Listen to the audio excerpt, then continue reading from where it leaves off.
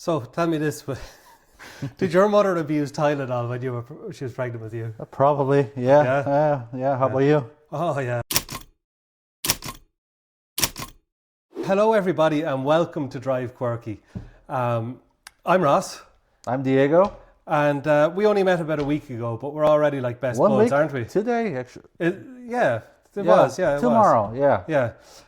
So both myself and Diego have tried to make car content on our own separately, and we both know how difficult it is. Especially here in Ireland. Yes. Yeah, and we decided we were going to join forces and try and make a podcast together and make some other videos as well. But we'll start off with the podcasts. Yeah. And so we've been setting this up all week, and will we tell them how we met?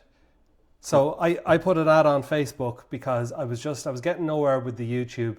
I put an ad in a few of the car groups and I said, does anybody want to make YouTube videos? And a few people got in contact, but Diego jumped out at me and Yeah. and we met up and we just discovered, this could work. This could work. Oh, no, definitely. Yeah, especially when it comes to this car community. It's kind of, I think there's a lack of, not interest, but the scenario is not out there yet, it seems to me, Within Ireland. Yeah, exactly. Yeah. Correct me if I'm wrong, but I see people trying to do those cars and coffee, cars and castles and all the kind of stuff that we see it. But there's no, I don't see that community, very, how can I say, bonded together, Well, I'm not aware of any kind of car-related podcast in Ireland. Again, I could be wrong. But we'll get to talk about lots of stuff with the Irish context specifically and the wider community as well. True. But I'm really looking forward to this, Diego. Will we get started? Yeah, and actually we came out with this idea for the first episode for the Neurodivergence community. Yeah, because the funny thing is, when myself and Diego started chatting, an offhand comment, I just said, because we were going to meet up in the morning, I said, would you just remind me about this? I have a tendency to forget things. Yeah. And Diego said something like, oh, don't worry about it, man. I've got ADHD myself. And that really struck a chord with me because so do I. The two of us were diagnosed in recent years. You got diagnosed in your mid-30s. I got diagnosed this year in my early 40s. And do you ever notice this when you find out somebody else that you're talking to is neurodivergent? All of a sudden you kind of relax a little bit more? Yeah. You don't need to kind of wear a mask or anything like that. Yeah. You just can be yourself. It's funny, isn't it? It is. And that's why we came up with this idea. Maybe we should do the first one about neurodivergence and the automotive community because it seems to be kind of highly represented in the automotive community, would you say? True. Yeah, no, I 100% agree, man. And not only that, this kind of ADHD, like my case, it's ADHD plus anxiety. Yeah. And when you have those two, it's kind of hard. I mean, it's okay to cope because you know what you're doing, you know where you want to go, but sometimes you feel stuck. But the anxiety part, in my opinion, it's one of the worst things to have because, it's not good for your pocket. That I can say. Because you want to, buy a lot of things that you don't need, or you just I want that. It doesn't matter if I'm not, going to use that tomorrow. Someday I will. Well, you're looking at my life savings behind us. Jesus, yeah, no. I have all my money in car parts. I know, and that's the thing when it comes to this, because I'm pretty sure a lot of people will resonate with us, man. Yeah. I think so. Because we love to buy car parts, even if we're just it's there. I will install it someday. Yeah. But it's mine. I can see it. It's in my possession. And you know what I wanted to talk about, because we'll talk about neurodivergence first, because obviously we're going to just devolve into talking about cars pretty quickly. Yeah. So I wanted to talk about just the fact that we've been diagnosed pretty recently, but I've grown up in Ireland here, you've grown up in Brazil. Yes. And I just wanted to talk very briefly about our childhoods and looking back after getting a diagnosis and kind of reevaluating Yeah. the way you grew up and maybe only now seeing that there were signs back then. Definitely, yeah. I mean, I can kickstart that. So, of course, I'm born in Brazil, and I'm a single child. And my mom did everything, like, to raise me right. So, private schools, and my grandmother did a lot. Like they are my two warriors. You know what I mean? But if there's a thing that okay, so my high school and primary school. The high school was fine, but the primary school, man, I studied in this Catholic school, right? Very rigid, and oh man, I was like the problem guy there. Really? Oh Jesus, yeah. Not good grades, and the teachers, they were like, we need to talk to your mom, because you do a lot of things, and you you fights, and All that kind of all stuff. the kind of stuff. Yeah. But it's funny because when I was going in for my diagnosis earlier on this year, I came across a folder that my mother had kept of every single school report I've ever gotten. No way. And plus all the correspondence between them and the school over my misbehaving. So it's actually quite funny. It is. But it couldn't be clearer. Everything could do better, doesn't apply himself, can't seem to pay attention, all that kind of stuff, and all the trouble I got into. Same here. But unlike you, I think it's a little bit different from me, that I think I was actually doing quite well in school. Okay. Up until the point that I got to my leaving cert, which is our kind of final like test the before final you leave exam. school. Yeah. Because you can't just wing it doing your leaving cert. You have to actually do a huge amount of studying, and I just couldn't do it. So I survived up to that point, just like going into the test kind of loosey-goosey and just writing down, and I did pretty well. Okay, cool. But then you get to a point where you actually have to study, and that totally exposed me, and I spectacularly failed my leaving cert. I mean, I didn't just fail it, I really failed it. Okay. And that put my plans of going to college kind of out of the way for the moment. Yeah. I managed to get in later on. Cool. Yeah. Yeah, but again, with me, I think it was the same thing, because I had this problem on focus, try to keep focus for a long time. So I still have that problem. And, try to do one thing, finish that thing, and then start the other one. I just want to do a lot of things together, and, 99% of the times I don't finish. Yeah. So that was one of those problems that I had in school.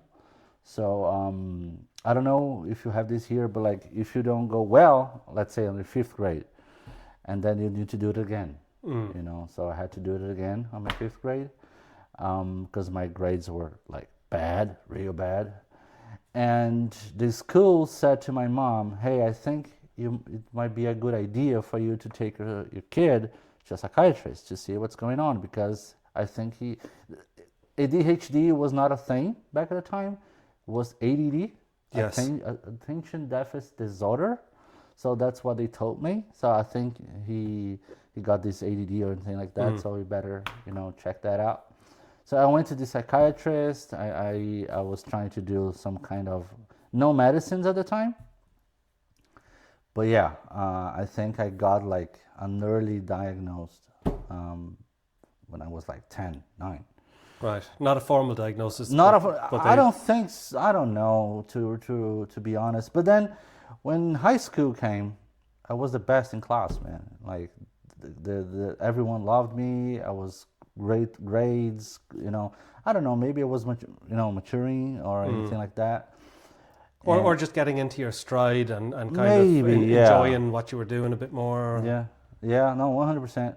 And yeah, but like getting diagnosed in like 30 plus years was hard.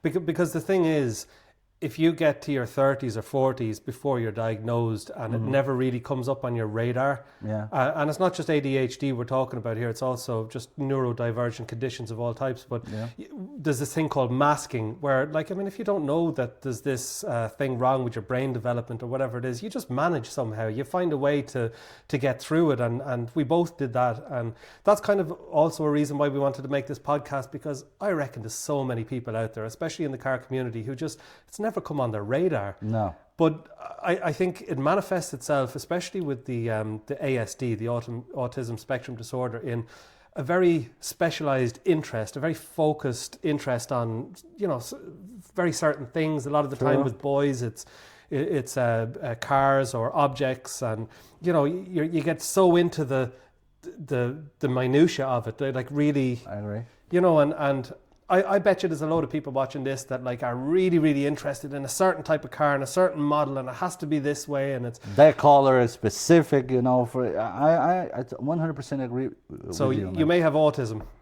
Probably. Maybe. I mean, neither of us have been diagnosed with ASD. No. I strongly suspect that I might have it. I went in for diagnosis, and I asked them when I was getting my ADHD diagnosis, I said, do you think I might have ASD as well?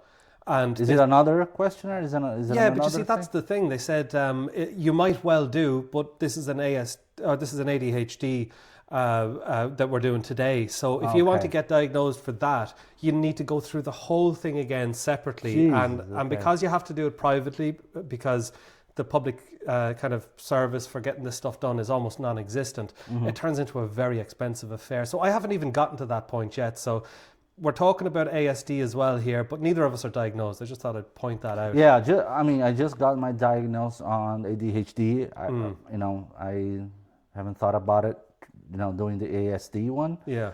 Because to be really honest, I think people, they are not kind of into this because it's very expensive to to get the real diagnosis. You know what I mean? Well, I mean, it's probably like €1,000 to get your ADHD diagnosis, and then they refer you to a psychologist or a psychiatrist, often in-house. Yeah. But that's another, £400 or £500, and then you start the medication, and then you start all over again. Okay, what else do I have? You know what I mean? Because a lot of the time these things coexist together. I read a figure that perhaps up to 70% of people with ADHD have ASD or autism, and vice versa. So they're highly correlated with each other. So it really kind of is a bit nonsensical that they wouldn't consider both things in the same diagnosis. Yeah, no, but that makes sense. I don't know, like, what kind of symptoms to kind of think about ASD, but like for ADHD, I can like give you like 30 symptoms, Yeah. But for ASD, it's kind of hard for me because everything that I do, the way that my brain works, I'm pretty sure like ADHD, it's 95% of everything, But I mean, we have the bad side of it, and then we have like the great part of it, of everything. It's not all bad. No, not at all. If you understand, like, okay, because we can hyper focus and make things happen real fast, think out of the box, and when we click on something, man. For example, this podcast, I didn't know you last week, and then all of a sudden we've set up this TV studio and we're recording a podcast, which might be outside of the abilities of some people, but because we're into it, because it's something that we like, I agree. We're just kind of jumping in with both feet. And that's one thing that I keep following these loads of ADHD kind of groups and all that kind of stuff. Our problem solving skills, man, they are like top notch, because we tend to see things differently. We think like all the problems that we see, for us, it's kind of easy to, get the solution faster. Yes. I don't know how, and I don't know why, right? Yeah. But we tend to find the solution 10 times faster, But then again, there is a flip side to that I've seen that in my own life. I can attack kind of quite complex tasks, or, find out the solutions to problems, or see a solution that nobody else has seen. Oh, yeah. But then on the flip side, it's like sometimes I do the stupidest things, or I'll give you an example. I forgot my charger for the phone earlier on today. I went home, drove 5 miles home to get it, couldn't find it there either. Came back and it was here on the desk all along. I just kind of went blind because there were several things on the desk. Like this. I know. Sometimes the simplest tasks can be very difficult. Oh man, if I tell you a story, you're gonna laugh so hard. Okay, so I used to go to work by train when I was in Brazil, and it was like 1 hour travel. to go to it was like 35K. It was not that far, but with the traffic it would take me like 3 hours and a half. Yeah. Right. And okay, so I went to work by car because I was so used to go by train. I see where this is going Oh already. yeah, so Tell the story. I know what's going to happen. yeah, so I went by train. Oh, I went by car, 3 hours or whatever. And 6 p.m. Okay, time to go home. Got the train, go back home. And then when it was like, okay, let's open my door, and I saw my car keys, like, oh no. Yeah, I can relate to that, man. Okay, yeah, so yeah. see, That's the kind of stuff that happens. And I was like, no, I'm just tired, you know. Yeah. And yeah. And look, the thing with ADHD is a lot of people, it's kind of trendy at the moment, or there's a lot more awareness around it. People are talking about it. I find a lot of people will kind of come up in conversation if they did something a bit ditzy. They go, yeah, I'm a bit ADHD. Now, they may or may not be. Yeah. But the fact of the matter is everybody forgets their car keys sometimes. Everybody, zones out sometimes. So a lot of the manifestations are things that everybody experiences from time to time. But with us, it's more of a chronic issue. And that's the difference. It is, yeah. And, when you are trying to understand that, because I have a really hard time to focus in just one thing. I don't know about you, but if I'm doing one thing, I get distracted like that. Mm-hmm. And then okay, I need to do this A thing. And then, but I also need to do this B thing. Yes. Oh, but there's that C thing that I also need to finish. Yeah. So I do like 10% of A, 20% of B, 10% of C. Yeah. And Jesus, I need to go back to the A. Yeah. It's like trying to get a job done in the unit downstairs. I start off doing a job and then I have to go across the unit to get a spanner, and then I see something else that I didn't finish earlier on, and I get sidetracked into a side quest there. And before I have that finished, something else pops into my mind. Yeah, I think it's kind of universal, isn't it? Or just like when you're talking to someone and then like we are doing right now, sometimes you are, having this, this conversation, and out of nothing, your thoughts just goes away. Yeah. And you'll try to come back here. And it was just like, what I was saying? What I was just saying? Sorry. Yeah. It just happens so often, and man, it's crazy. I hate that. And do you have insomnia? Do you know what? I used to. When I was younger, I would barely sleep at all, and I still don't need a lot of sleep. But when I go, when my head hits the pillow, I just go sleep now. It's crazy, but I was never like that. That's only in the last, I'd say, 10 years. Yeah, because I don't know. Well, I can tell my case here. My mind is so loud inside, if that makes sense, because a lot of things going on. I tend to overthink a lot of things, a lot of times. Like that thing, sometimes that's not even gonna happen, but you are thinking about that. Okay, so what am I gonna do if that thing happens? But man, come on. The scenarios. Yes, I keep rehearsing or imagine. Oh, but if that thing happens, I need to do this. But but I also need to do that. This overthinking thing, and it kills me a little bit. And here's the point, though, is that before you get a diagnosis for it, I mean, look, everybody, as I say, experiences some of these symptoms, but before you get the diagnosis, it can be problematic. You can kind of have a bit of self-doubt. Why aren't I able to do this? Why am I overthinking this or whatever? Yeah. Once you get the diagnosis, then you look back and you're a little bit kinder to yourself, and you kind of go, well, look, it's just the way I am, and it's not unique to me. And, and I think that's important for people to get a diagnosis if they think they might be ADHD, because it does help you to kind of almost kind of retrospectively sort out what's going on and kind of go, do you know what? I am good or able and all this kind of stuff, and helps you eliminate some of the bad rumination which maybe 100%. Kind of plagues people, But one of those things that I'm mad about it is people that doesn't understand about that. Let's say that we work in this company and your manager or whatever doesn't understand that this kind of things is serious. It's just not he's faking or it's not. It's not, it's a real thing, guys. It's a real thing. Like my current boss, I work for a limousine company doing, I work with special needs kids, driving a bus, that sort of thing. Fair play. But he I told him about the ADHD and all that, and he's really cool about it. And it just takes so much pressure off me that I'm not trying to like conform to what people just expect or think. You know, you're not trying to fit that square into the circular.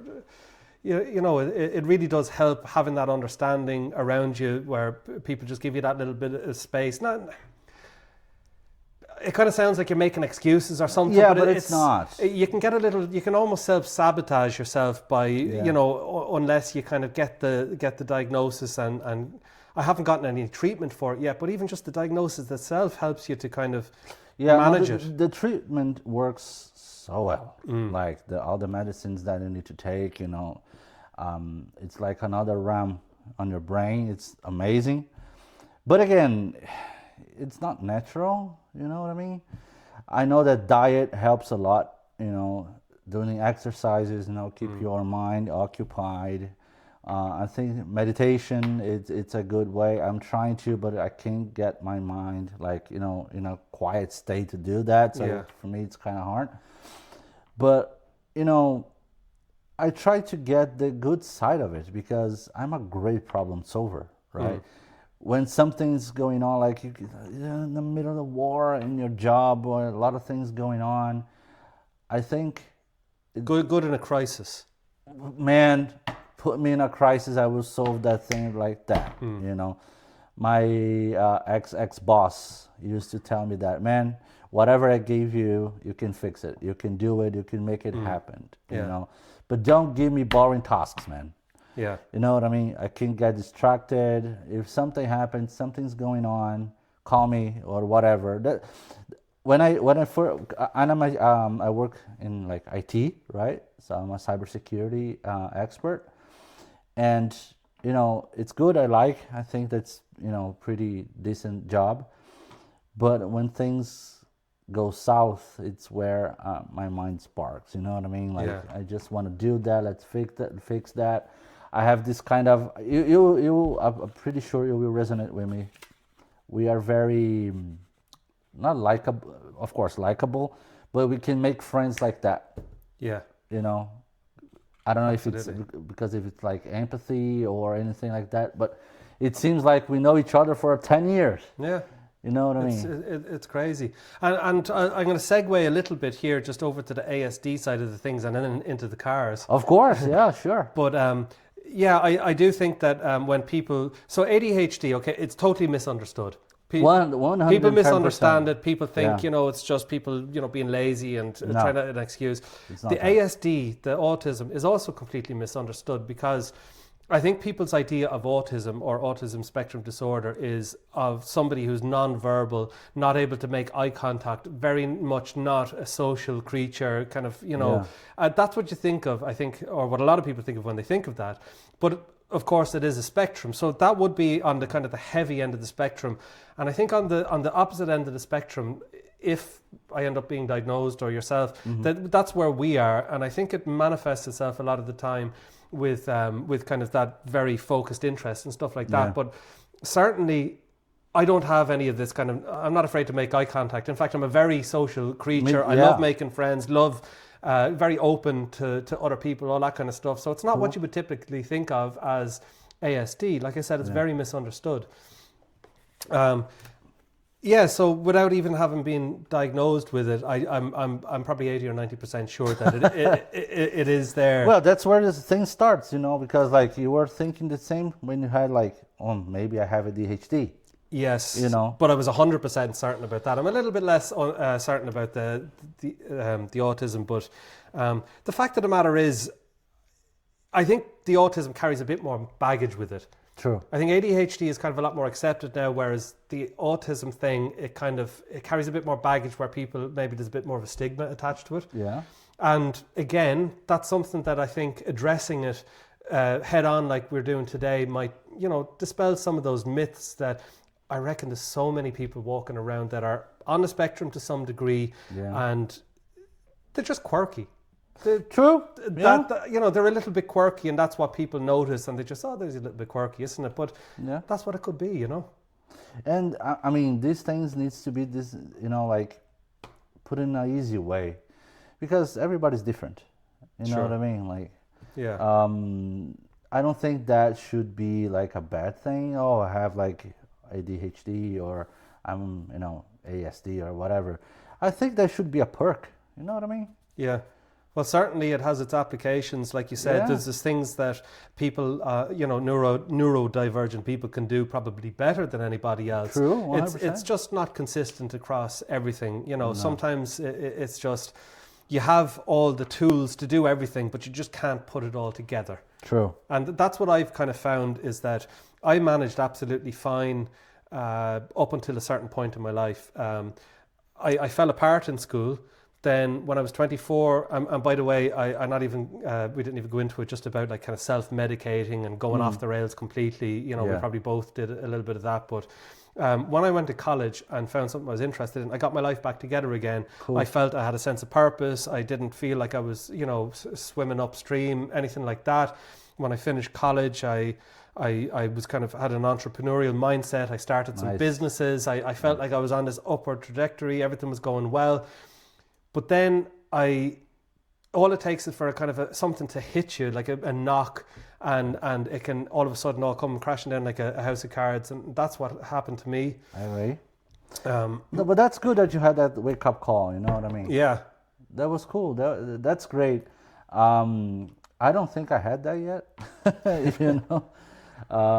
Like that sense of purpose. It's really hard to think about that. Like sense of purpose. I don't even know what's that, man. To be really honest with you, actually, it's like what that you know what you want to do, where you want to go. I kind of know, but I'm not 100% sure. So that's kind of difficult for me because I overthink too much, and I can't get my thoughts kind of straight. You know what I mean? Well, I think also when you're ND, neurodivergent, you probably have interest in lots of stuff. Yes. Like you have the very focused interest on the cars and the machines and the engines and that sort of thing, or whatever it is. It could be tractors, could be boats, whatever it is. But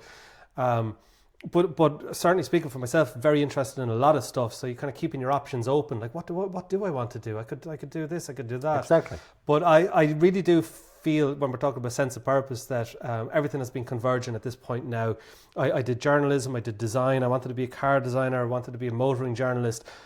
And finally it's coming together. I realized what I need to do is I need to be a car YouTuber or something like that. That's cool. Bringing everything together. And since I met you, I'm kind of like, this is supposed to happen now. You know what I mean? So I really do feel like I like that. This could be good. Oh yeah, no, 100%. And this kind of self-sabotage as well. I do have a lot of self-sabotage, man. Because like, it's hard for me to get one thing and learn that thing like from the beginning to the end. You know what I mean? But there's one thing that I like is working with people. Yes. Having these discussions and trying to help people with their needs. Oh man, I'm facing this kind of problem in my job. I just want to have someone to talk about it. I'm the kind of person, I love that. You know. But when it comes to do some tasks, if that task doesn't kind of resonate with me, okay, yeah, so sure. It's very difficult to make yourself do something that you really don't want to be doing. Yeah. So, but again, I think that's why we can make friends that fast, because we're good with people, relationships. That's one of those things that I say to like everyone. Always focus on relationships, man. Because things like building things, creating things, or whatever, you can learn. But I think that's the most important skill that you can have is this soft skill with relationships. That I think we both of us, we ace that, because I think the neurodivergent help us with that. But yeah. Well, don't get me wrong. Like, I love things. I've got all my little gadgets. I've got my cars. I love things to the point of obsession. But I do realize that, you can't bring it with you into the next life, and relationships, your relationship with your family, having tight relationships with a few very close people. Like that's extremely important. I mean, to the point where I've seen it plenty of times repeated that, like, you know, it has a correlation with longevity in terms of living a longer life, is having these strong bonds with people. And we're an extremely social kind of species. I lost interest so fast, man. If I buy this in, I don't know, a month time, Yeah. you know, I'm just like that. You kind of drift in and out of love with various objects. Yeah, you know, because that's my anxiety talking. Right. So I'm gonna buy this out of anxiety. Oh man, I love that, you know, steering wheel. I need one, and I buy it, and then it's in my shed. I don't touch it. And what about the cars then? Because, like, in my own experience, right, I definitely do drift in and out of hobbies, drift in and out of interests. This week I'll be absolutely focused on learning everything about lasers. Next week it'll be, I'm serious, next week it'll be about filmmaking. And I don't necessarily jettison these things, but I find a new thing and I just want to know everything about it. But when it comes to things, I have to say, I was about 15 when I discovered about this car called the Toyota Serra, and I've been obsessed with it ever since. Okay. I mean, it's never left me. When I was 17, I saw one in real life, and I bought it straight away, and I crashed it, and then I bought another one straight away. I've had 5 of them over the years, and I've still got 2 of them downstairs, but it's just, I don't know, I think my parents were thinking, you know, he's going to grow out of this. This is just a phase. It is absolutely not a phase. And I don't think I will ever, like, kind of go, do you know what, Toyota Serra, I could take it or leave it. And it's not just a Toyota Serra, but I mean, it's so strong with that car. I just have such an affinity with it. No, and it's a very, in my opinion, very rare car, because I think that's the first time that I saw one of yours. Yeah. 15,000, just under 16,000 of them made over a 5-year production run. Okay, so so that's Japanese only, right-hand drive only. Yeah, so pretty rare. They're pretty rare. They're a very special car in my opinion. There's nothing else really like it. I mean, the gull-wing doors is, of course, the you know, the big selling point, the glass canopy roof. But I can't think of another car that has gull-wing doors that's so affordable. I mean... Oh yeah, if you want to buy a DeLorean, you're going to need to sell your house. I don't know, how much is DeLorean today? Do you know what? A number of years ago, they were probably 25. I'd say they're up 30 or 40,000 now. They're going up in value, but not... Really? But they're not crazy expensive. It's an attainable dream car. Yeah, true. Yeah. There's another affordable car with gull-wing doors called a Mazda AZ1, AutoZam, Suzuki Kara. And they're all the same car, and they're like 30,000 euros. They're a K car. They're tiny, a little 0.6 litre engine. Okay. But the price has just gone stratospheric. That never happened with the Toyota Serra. You're able to still pick them up. I don't know. They're around a long time. It's funny because I'm very connected online with the Toyota Serra community worldwide, and I practically know every single one of them that ever goes for sale. There's a lot of them in Pakistan and India and places like that. Really? They're affordable to the point where, like, so many of them have been modified and horribly modified in a lot of cases, and maybe that will add to the rarity, and maybe the prices will go up. But for now, they're still a very, very accessible car for anybody who looks at them and thinks, "Wow, that's pretty impressive." Yeah, I mean, what about parts for that car? You know. The body parts, they're starting to become a bit of a problem.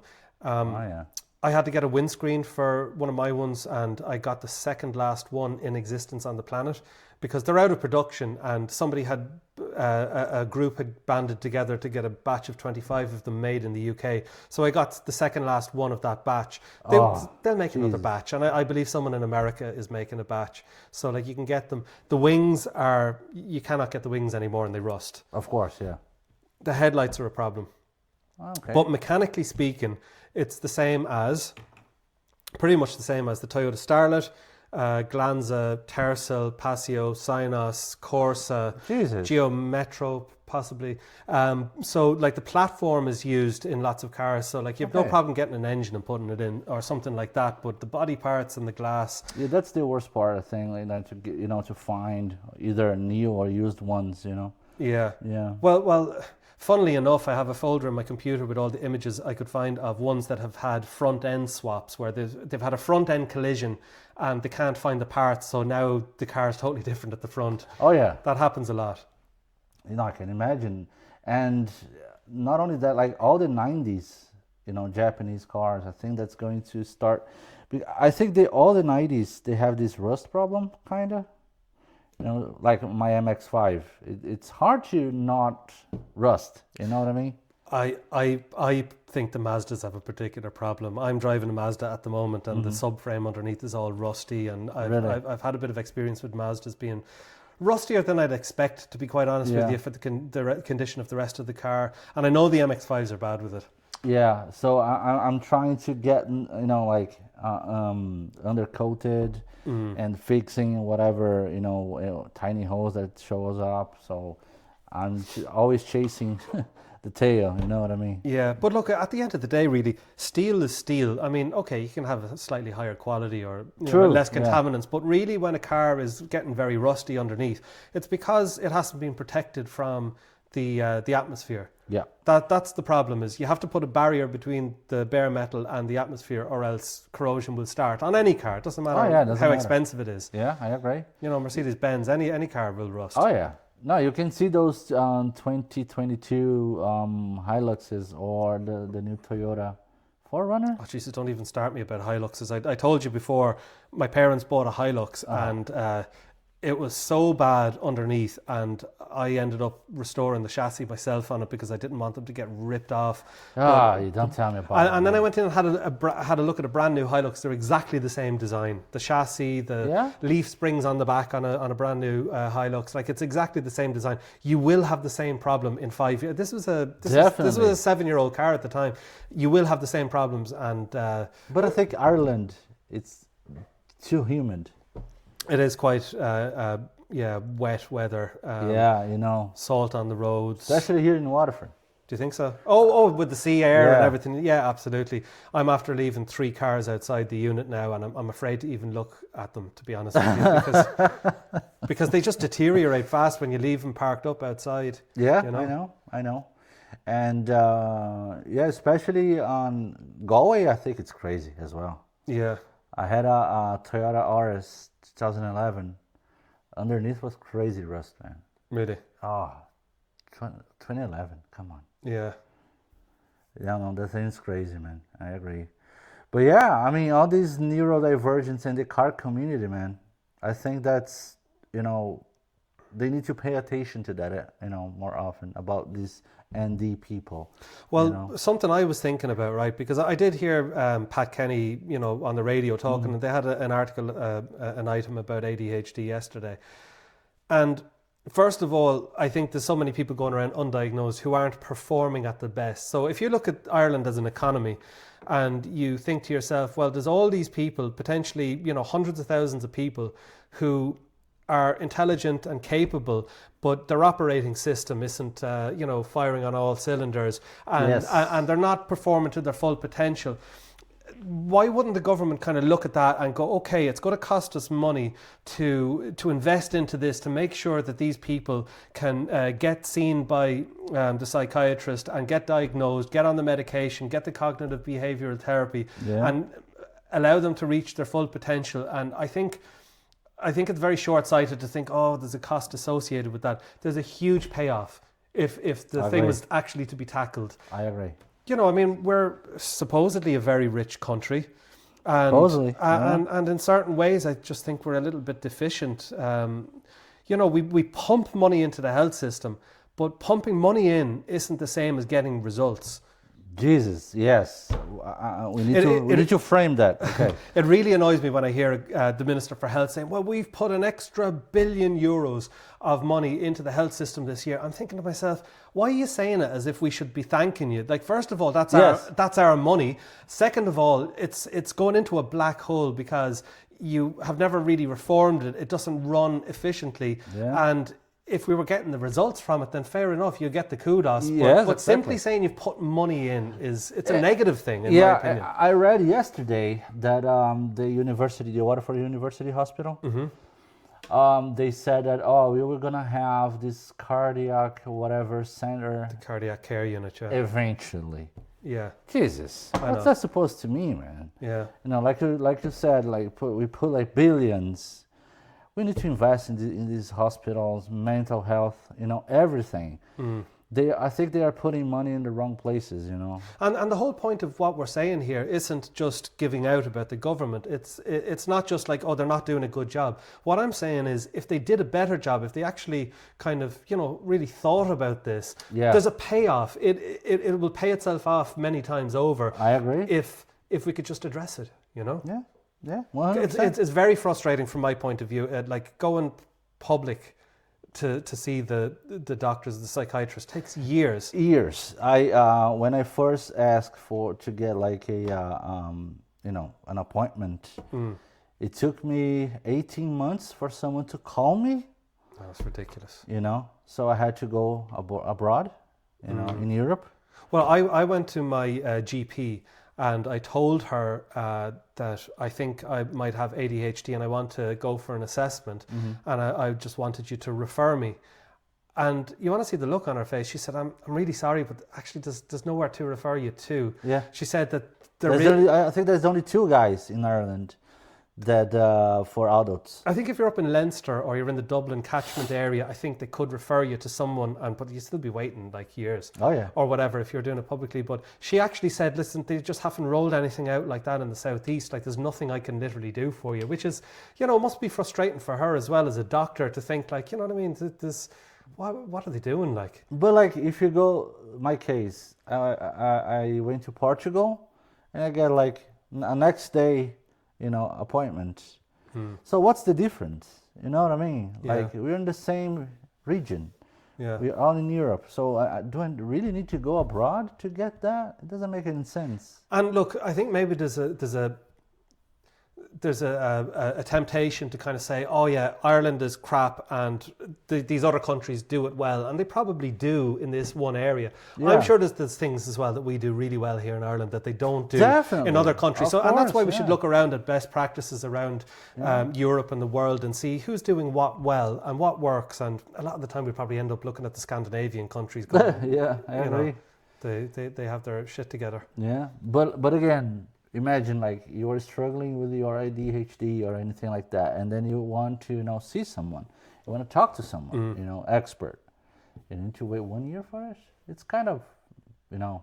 It seems like forever when you. Oh yeah, Jesus, exactly. Especially when you want, like, you know, get treated, you know, and like someone say yes, to give you kind of a peace of mind. You know what I mean? Yeah. But like, you know, let's say, and this is the paradox, let's say that you are struggling in life because you just can't seem to put it all together, even though you know that you're not stupid, you know that, like, you know, you're not missing the tools necessarily, but you can't put it all together. Yeah. But then you, in order to fix yourself, in order to start to try and get treatment, you can't go to the public service because it doesn't exist. And so you have to go privately. And like I explained earlier on, it's like, you know, it costs you €1,000 just to get the diagnosis. And then you have to go to the psychiatrist and then, you know, money. And that's just for one of the conditions. And you have to do them all separately. True. But you're struggling. You might have lost your job or you can't keep yourself in employment because you're, you know, burning out or having kind of mental burnout or getting physically sick because of the, you know, so it's like this double whammy. You can't afford it, and that's the problem, is you can't even kind of hold down a job or whatever in many cases because of the condition. But then you're being told, well, if you want to get diagnosed, you're just going to have to find, you know, thousands of euros out of somewhere to do it. And, and that's the paradox. And that's why I think the government does need to step in there for the sake of everybody who could be more productive in this country, and for the sake of just, you know, on a humane grounds. Like, you know, we have the money. Yes, you know, we're overflowing with money, apparently. Yeah, that's what they say. Yeah, maybe we don't have the doctors, maybe we don't have the psychiatrists, you know. But I'd like to see it being addressed anyway a bit more. Yeah, no, definitely. I think that's one of those things to tackle right now. Yeah, I think that was pretty good, man. I think I really enjoyed talking about, because it's really hard for us to kind of, you know, open ourselves and say these things that we've been through, that what we face, what we are facing, all the problems, all the struggles we go.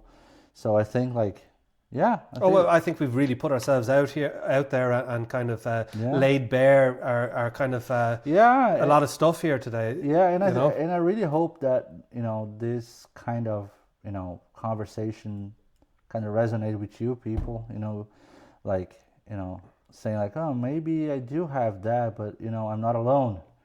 You know, I think that's a really good way of thinking, that you're not alone. probably are just not diagnosed yet. You know? Yeah, because like at the end of the day, there is a bit of a stigma still, Yeah, and we want to get definitely. rid of the stigma. Yeah. But it's like it's also not something that should be trendy. Like, you know, Mm-hmm. oh yeah, I'm ADHD. That's not it's not trendy. It's not good. It's not bad. It's just a natural variation of the human condition, and there is an actual physical reason behind it in the brain. Yeah. It's not just a made up thing. And if there's one thing I could get out of today is I would like to press that point home, is that, you know, anybody. I've seen comments online, you know, oh, that's just what lazy people say. It's just an excuse. Yeah, It's just, no, and that really it's not. pisses me off, to Me be honest too. with you. And I just want to dispel the myth and say, look, it's not something that anybody should be ashamed of or proud of or anything like that. It just is. And a little bit of kind of a little bit more awareness around it, because everybody out there probably knows somebody or has a family member who Yeah. is neurodivergent in some way.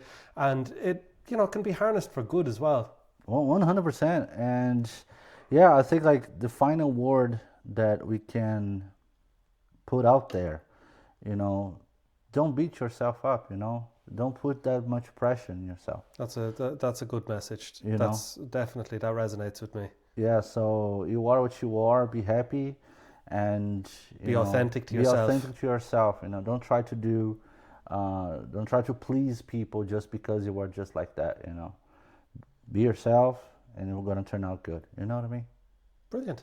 Look, we've had a good chat now about neurodivergence and kind of how it relates to the car community. But Definitely.